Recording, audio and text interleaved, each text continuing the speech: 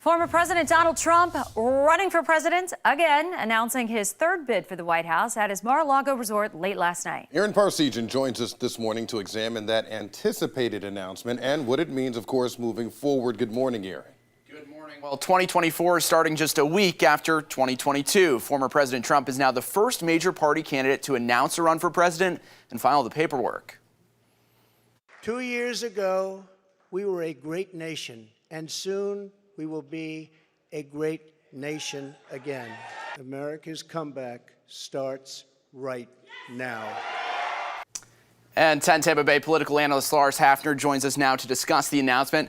Lars, as far as the speech was concerned, not as fiery as that typical Trump rally speech we've come to expect at this point. It almost seemed desperate.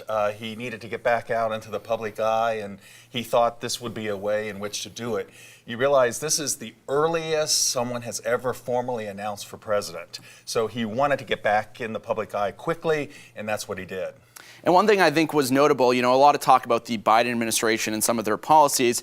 No real mention of 2020 or denying that he actually lost the election. Well, he was teleprompter Trump last night. He stayed on message for the most part. He did slip up one time when he talked about China may have had an impact on the 2020 election, but other than that, he stayed pretty focused. And you mentioned this was the earliest anyone's announced a run for presidency. Why do you think he was so desperate to get in the public eye, as you mentioned? I think there's three reasons. One is Donald Trump's ego. He wanted to get back out there so that people start paying attention to him again. He misses being president, and he thought this was one way to do that. The second reason is because he wanted to try to clear the field, or at least see who's going to come in and run against him, and so therefore he can start to maneuver how he wants to. And the third reason, of course, is to try to insulate himself from some of the court proceedings that are happening right now. And by doing this, he feels like he can use the idea of a political witch hunt by being a formally announced candidate. And this is something that he teased for weeks now at rallies across the state, whether that he was campaigning for midterms.